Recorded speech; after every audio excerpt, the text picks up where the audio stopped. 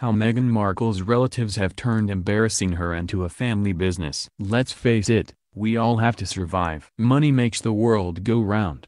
So if you want to call that cashing in, that's fine, but I think no one in media would refuse a paycheck for talking about the royals, and, as a family, we're not subject to royal protocol. That's Samantha Markle, half-sister to Meghan Markle, Duchess of Sussex, and apparently self-imposed family spokesperson, defending the family's many instances of profiting from their estranged family members' fairy tale since the former Suits star exchanged adieus with Prince Harry this past May during an interview with ITV's Good Morning Britain in July.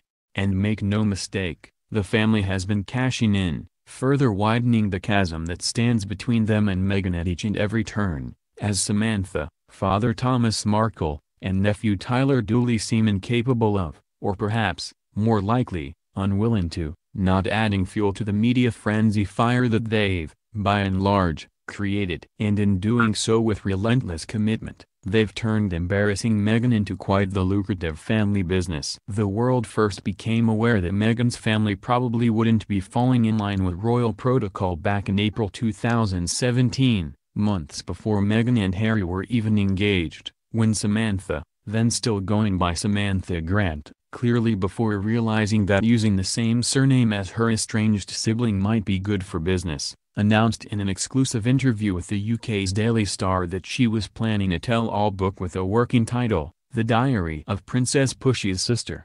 Maybe when Meghan is more mature and reads the book she'll understand. Samantha, a self-described former model and actress, with a lone 1993 Matlock guest appearance on IMDb to back up her claims, who was diagnosed with multiple sclerosis in 2008, told the outlet at the time. Some of it she won't like, some of it she might. Immediately, Samantha's mother Roslyn, whom she hasn't spoken to in years either, accused of daughter of trying to cash in on Meghan's elevating fame. Samantha has been dogging her for years, she said of her daughter's behavior towards the future Duchess. Everything she has said about her is a lie. Since then, Samantha has maintained a regular presence on British news circuit, routinely turning in baffling appearances where she consistently contradicts the way in which she speaks about Meghan on social media, explaining away her many slams as signs of her quick wit and the result of having worked in broadcasting and radio for a while. And I have always been a bit boisterous,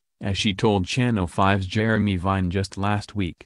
Despite her assurances that all these appearances are to help bring Meghan and their father back together in light of their own estrangement, her antics have surely worked against her. She's crafted stories to tease the media, including one about a possible appearance in Celebrity Big Brother. She's shown up outside of Kensington Palace and Buckingham Palace for photo opportunities. She's retained the services of a publicist, who's taken to issuing threats on behalf of his client on social media. She participated in the TLC documentary When Harry Met Meghan, a royal engagement. She's still writing the damn book, now entitled In the Shadows of the Duchess. And she says things like this: "I worked in media most of my life and in broadcasting, so because my sister is suddenly royal isn't grounds for me to stop doing all of that," she said in July, despite there being little evidence to support her supposed resume. For someone to say, "Oh, you shouldn't take any money, you should turn down a paycheck," well, go tell your boss you don't want a paycheck for interviewing me, because that's cashing in. Of course,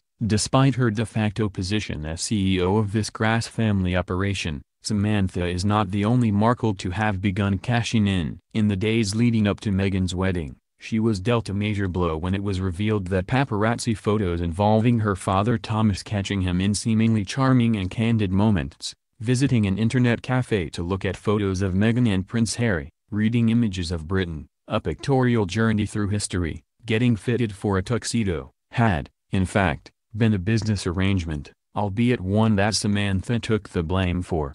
As we know, the media can take very unflattering photographs of people on their casual days and blow it way out of proportion. I said, "You know, the world has no idea you're getting in shape, doing healthy things. They don't photograph you buying vegetables and pH water. They photograph you as unflattering ways as they can," she explained during an appearance on the ITV talk show Loose Women in May. I said, "Really? You need to show the world that you're getting in shape and doing great healthy things." So, I suggested it. She later insisted that Thomas hadn't earned very much money from the photos, adding, he was turning down $50,000 interviews, so clearly, money was not the goal. And the small amount of money that he received, £1,500, the photographers made the money, not my father. Despite being told by Harry to not speak to the press, Thomas continued to do just that, booking an exclusive sit-down with Piers Morgan on Good Morning Britain, one that netted the former television lighting director $10,000,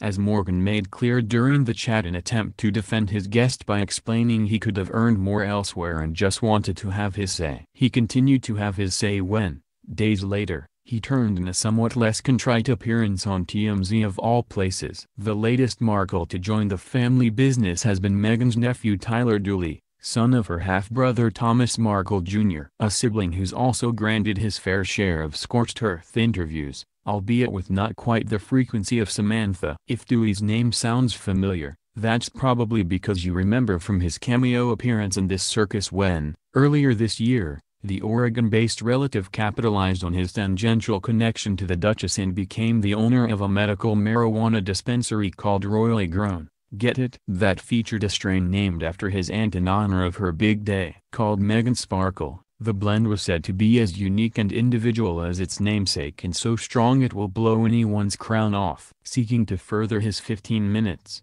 the 25-year-old Dooley has joined the cast of The Royal World, an upcoming MTV international reality show that invited a group of royals and aristocrats to live together in the English countryside and filmed their every move in an attempt to find out what it is really like to be young and royal, per the press release.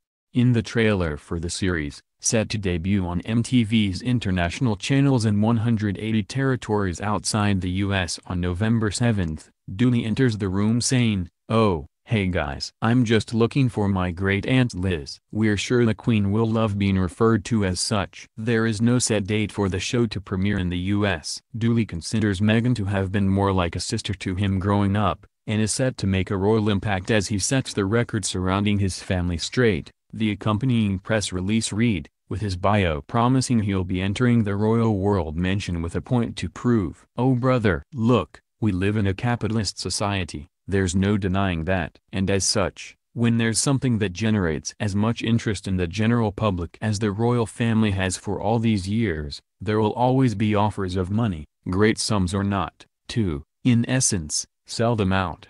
And as the Markles have demonstrated time and time again, they'll always be there to answer the call."